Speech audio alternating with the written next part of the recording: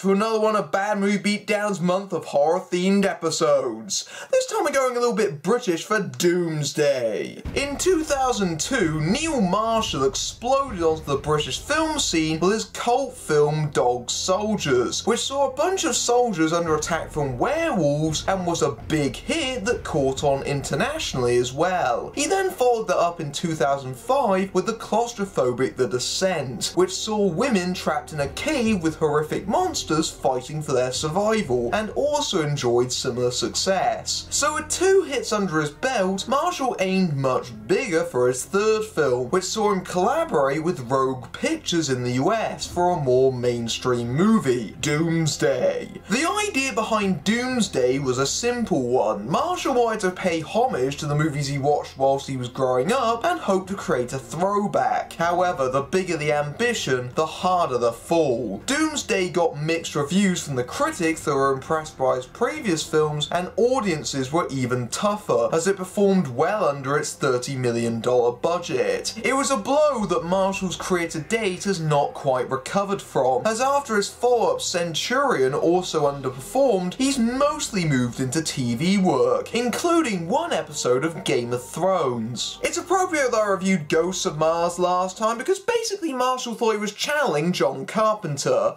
Unfortunately, judging by Doomsday, that was late period Carpenter. The film begins with Malcolm McDowell gravely telling us about how in 2008, that doesn't date the movie instantly, Scotland came under attack from an epidemic of the deadly Reaper virus, which spread rapidly through the population and the country was quarantined, just like 28 days later. This is as we see hordes of angry Scots trying to flee the country come up against a military barricade. Alas, these soldiers aren't very good at containment, as when coming across an infected person, they open fire, killing innocents and infecting others in his blood. Naturally, the people aren't very happy about this, as they soon overwhelm and kill the soldiers in front of the barricade. Why the hell were those soldiers standing in front of the barricade instead of being safely behind it? I'm pretty sure 6 soldiers against an angry mob of hundreds was hardly going to end well. The now rioting people break through the barricade and the soldiers leave as they try to hold them back with suppressing fire, in the process hitting a little girl who is trying to be helped out by her mother in the eye non-fatally. In fact, the soldiers actually fall back to an even bigger wall that's directly behind them. So why the heck were there any soldiers on the ground in the first place when there's a big bloody wall there?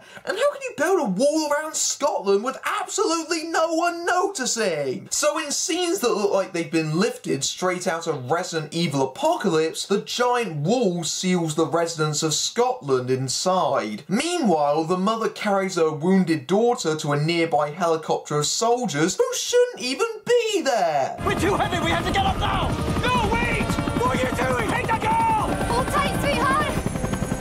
Edith! So the soldiers defy their own orders and bring out a bloody and potentially infected little girl, essentially breaking their own quarantine. I know she's a little girl, but she could spread the infection over the border, you nitwit! As we see in graphics reminiscent of Escape from New York, the wall, which has been erected where Hadrian's Wall once stood, effectively sealed off Scotland from the rest of the UK. Oh, and Newcastle too, so ha ha! Everyone in the cut-off area is left to die, and so too does society expire with it. I know the Scottish were seeking their independence, but I don't think they expected it like this. Makes you wonder what's going to happen to Cornwall. Over the years, Britain has become overpopulated and underemployed, until we eventually reach 2035. No, Marshall, it isn't now, as you put it, but never mind. That little girl has grown up to be Eden Sinclair, played by Rhona Mitra, who was a badass Special Forces officer. We see Eden and her partner Michelson trying to take down a bunch of human traffickers, which is basically an excuse for more adolescently minded gratuity, including this shotgun-wielding nude woman just taking a bath for no reason. Ah yes, the unnecessary nudity in the middle of an action scene, just like those 80s flicks. With all the shit ones anyway. I should also mention that Eden has a detachable eye which can be used as a camera to record missions that can defy physics by spinning on its own axis. Why would you pull your eyeball in and out of your socket like that? And I hope she gives it a damn good clean, judging by the surfaces that she puts it on, otherwise it's going to get really badly infected. Also, wouldn't her eye socket be a good vantage point for seeing the mission as opposed to a couple of feet behind her? Michelson gets captured by the lead trafficker, but he accidentally trips and he blows Michelson's head off, leading Eden to pump him full of lead. So in the first 10 minutes, I've basically been subjected to unending splattery violence and death with barely any respite or wit.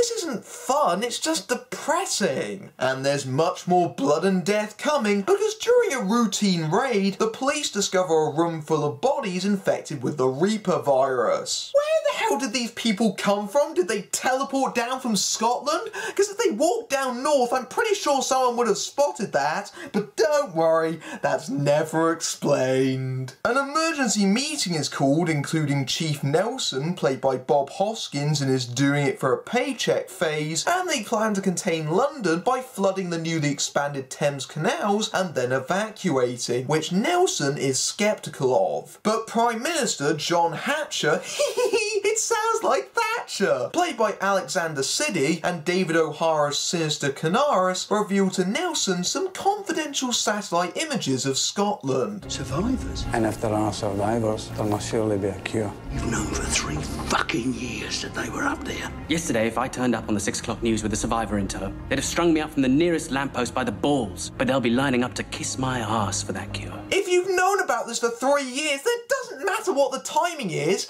A cure to the most deadly pandemic since the plague would be universally praised. They're assembling a team to go in, but they need Nelson to pick a leader. He chooses Eden since he also serves as a mentor. These scenes between them are actually the closest the film gets to emotional sincerity, so of course they keep them very, very short. Canaris briefs her.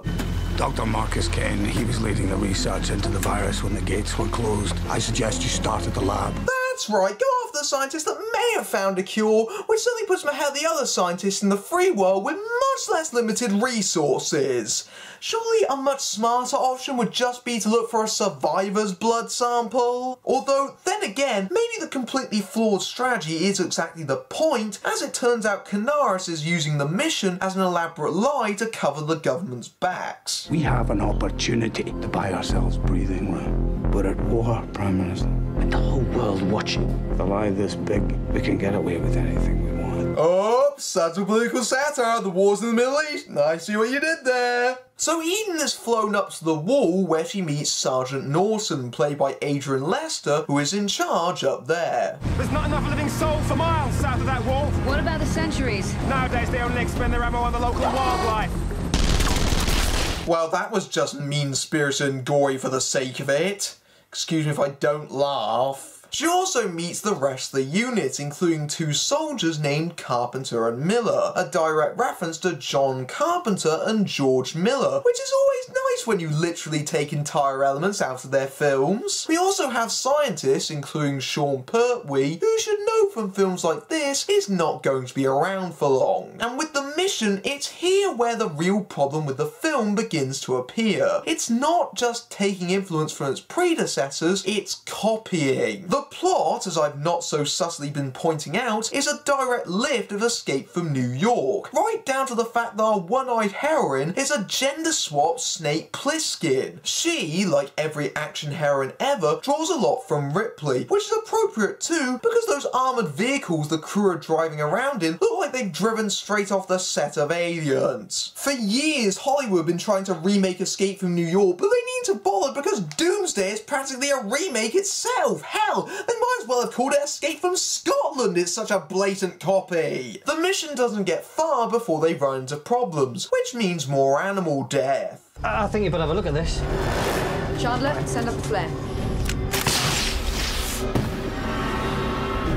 What's black and white and spread all over. How the hell do you miss a field full of cows and an armoured car with advanced radar? 1 cow I'll give you, but 100 of the bloody things? It's not like they'll sneak up on you. They're not stealth cows. They continue up to St. Andrew's Hospital that Dr. Kane uses as a lab, and the team start to move in. Sterling, what do you know about line of fire? I'm a lab hound, not a combat surgeon. That's all we need. If anything happens, you get behind me quick. You may not be a soldier, but how the hell can you not know what the line of fire is?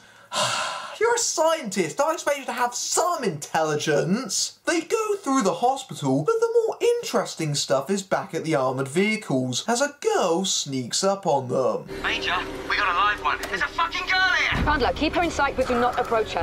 Chandler, what are you doing? Get back inside now! She needs help, Reed! Look at her! Chandler, no! So these well-trained men who can get snuck up on by cattle have difficulty following orders as well?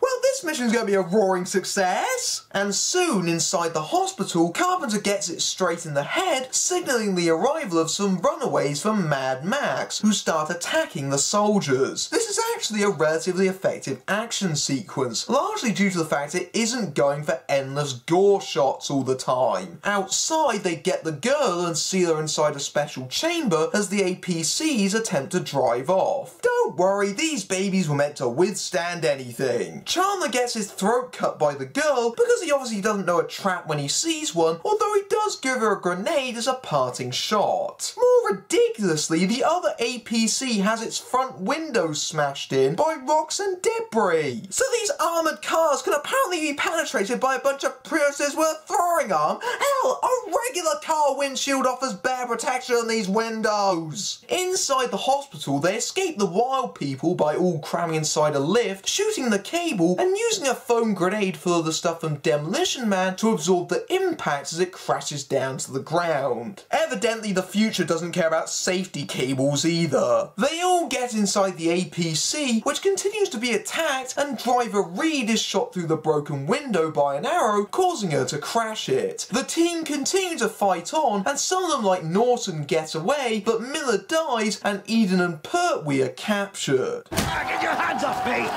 Savages! He's remarkably polite and calm considering he's being carried off by a rioting mass of murdering psychopaths.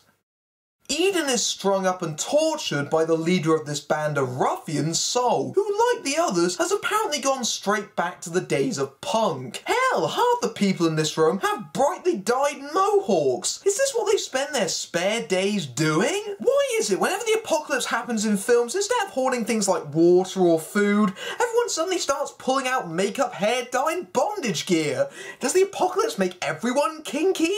And where are they getting their 30-year supply of makeup from?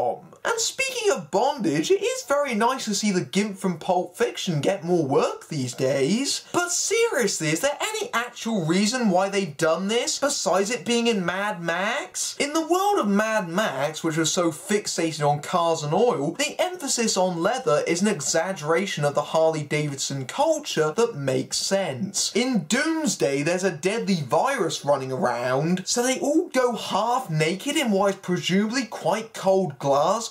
Basically what I'm saying is Marsh is so devoted to copying that he doesn't understand the logic of the original decisions in the first place, so when he puts them in his film, divorced from their original context, it's just empty and meaningless. In fact, this section is so devoted to cloning Mad Max, they've got a full-on bloody Thunderdome, complete with people fighting suspended in mid-air and people riding around on motorbikes. It's an absolute orgy of copied imagery, to the point where I expect Tina Turner to jump in at any moment. And I know he's paying tribute to the movies he loves, but he's not putting any new spin or comments on why he's duplicating other than this movie was really cool. And that's just distracting. And there may be bugger all water and food, but hey, we've still got microphones and speakers powered by car batteries, as if that makes any sense. And so in this out-of-control Sex Pistols concert from hell, Sol is making a big show that he has food to feed these ravenous cannibals, namely Pertwee, who is held on a crane whilst they set him on fire and basically flame grill him. One does wonder why they resorted to cannibalism when, as we've already established, the country is still full of cattle, for crying out loud. Or maybe that's how the cows are so stealthy. They've learned how to evade the cannibals. Using a broken GPS device, Eden picks the lock of her cuffs and, pulling out one guy's ridiculous facial appendage, manages to bust her way out. Another cellmate, Callie, gets her attention to break her out as well, because as it turns out, she's the daughter of Dr. Kane, conveniently enough. Viper, the girlfriend of Sol, suddenly appears and a fight scene occurs between her and Eden. Eventually, Callie grabs hold of Viper's head and Eden disarms and decapitates her. Did I mention that this character, who has no dialogue and only 5 minutes of screen time, was actually the most prominent part of the film's advertising campaign? It's telling that in this film she's actually the most memorable character, and she's barely in it! At Queen Street Station, Eden discovers Callie has a friend called Joshua who is going to drive a fully operational steam train to help them escape.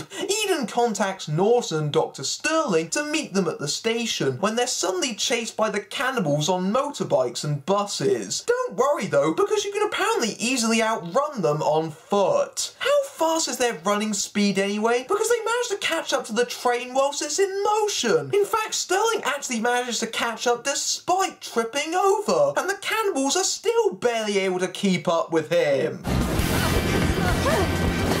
Love interests! No, not even kidding, they're totally into each other now. So they ride out of Glasgow and towards the countryside and Dr. Kane, who may not be pleased to see them. Said I would help you find him. I can't take you to him. Why not? Because he will kill me. What were you doing in the city? Oh, it's find my brother. So... That maniac is your brother? That is one fucked up family, man. Wait, her brother was Sol? Why the hell did she think she was going to be able to talk him back? And why is this turning into some sort of demented Scottish soap opera? They stop the train and there's a bit of wandering and trudging, including through a mine which is full of crates and boxes, which I'm sure won't come into play later in the film. And as they come out the other side, here's where things really start getting weird. Somebody's coming. Tell him on. He's Kane's executioner. Come on. You can go, I'm staying. There's something you don't see every day. What the fuck? So we've gone from Mad Max to Excalibur? No, not Joshua! He was my favourite plot point masquerading as a character. Yes, this is where the film goes completely and utterly crazy because they all get captured, have a few Lord of the Rings-like landscape shots, and get taken to a castle. I'm not making this up, this is actually the same film you've been watching. It's so jarring and out of place because not only has Marshall apparently given up on any kind of consistent tone, going from dead serious plague flick to OTT gorefest, but he's apparently given up on any genre whatsoever. Okay, I won't lie, the medieval theme was briefly set up earlier during one of Dr. Kane's audio transmissions. The fires have spread, the power supply is dwindling, it's medieval out there. Thing is, when we heard that, we thought he was being metaphorical, not literally going back to medieval times, because that would be ridiculous. Hey, at least the movie is aware of it. I love that there's still a sign for the gift shop. They're taken to see the king of the castle, Dr. Kane himself, played by Malcolm McDowell, who is not very happy that a bunch of outsiders have paid his fortress a visit. Have you found the cure? But there is no cure. We had prevailed here through natural selection. Duh! The scientist didn't create a cure, he was just immune!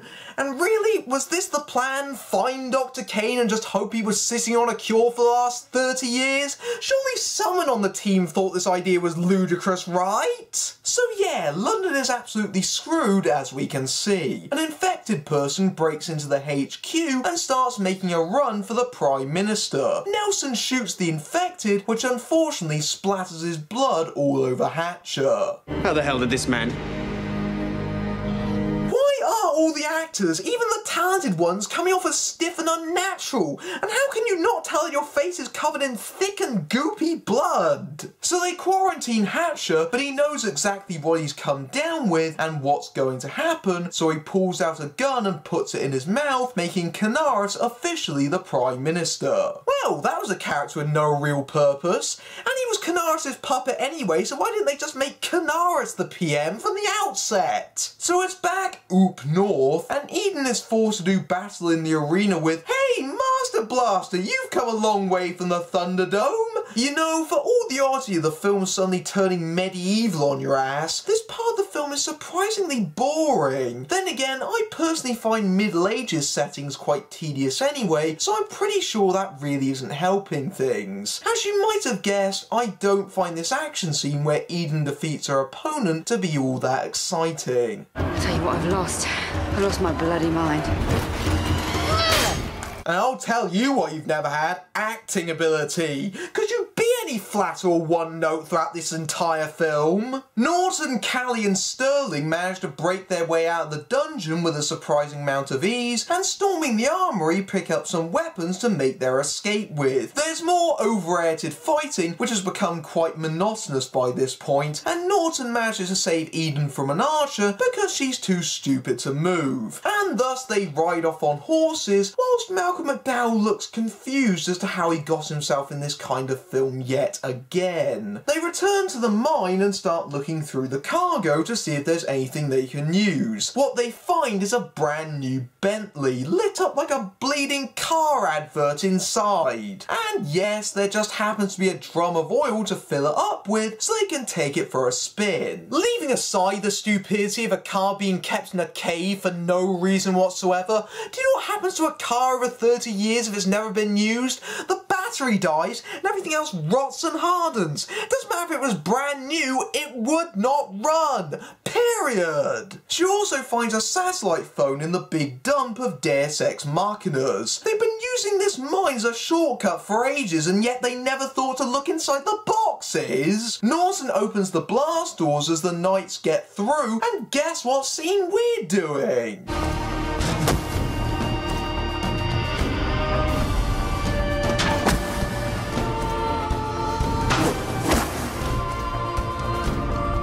They just flat out lifted Boromir's death from the Fellowship of the Ring.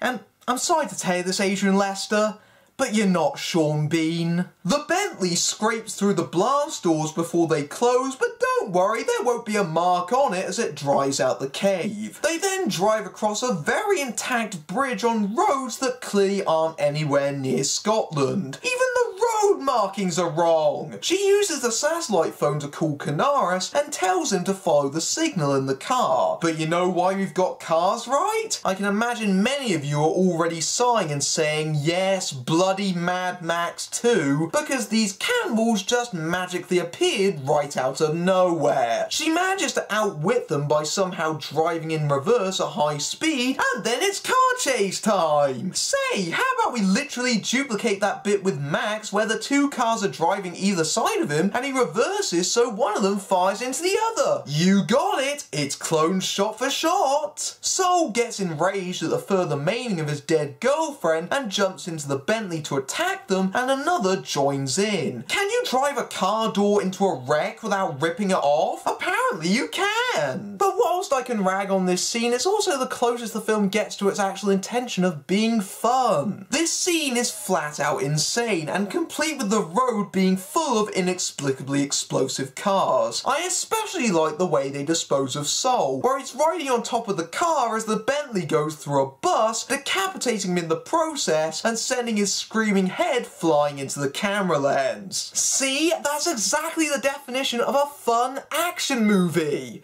Unfortunately, it's 90 minutes too late, but at least it's something. Arriving in the world's fastest helicopter is Canaris, who has come here for the cure. Subtle shot of Rhona Mitra's arse, by the way. That cure is Callie, as Sterling suggests using her blood to synthesize one. Well, duh, I've only been saying that since the start. Canaris wants to hold on to the cure until the population is suitably thinned, and with no other choice, Sterling and Callie get on the helicopter. Meanwhile, Eden decides to stay behind. Why, you're no doubt asking? Well, she goes to the address on an envelope that her mother gave Eden when she was flown out as a child, and wait, how is Nelson up there? I thought Nelson was told he couldn't go any further and the quarantined area was a no-fly zone. We're struggling to maintain even basic continuity by this point. It turns out she was recording Canaris with her eye, and she hands Nelson the info disc to expose him, which he brings to the news. Whilst this is going on, Eden drives back to the cannibals with Soul's severed head and takes his place as their new leader?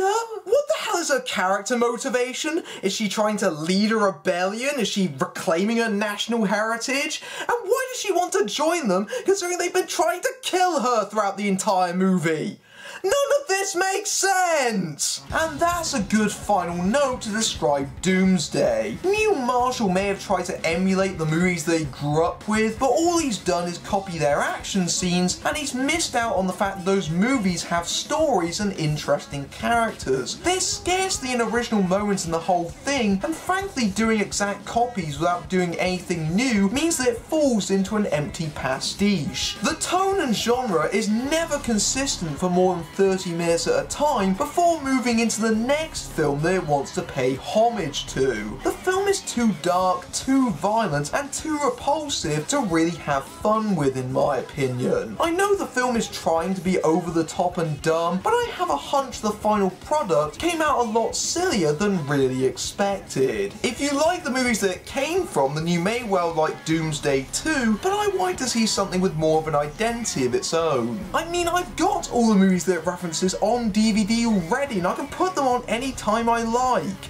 I don't need Doomsday to relive the past for me. I'm Matthew Buck, beating down bad movies everywhere.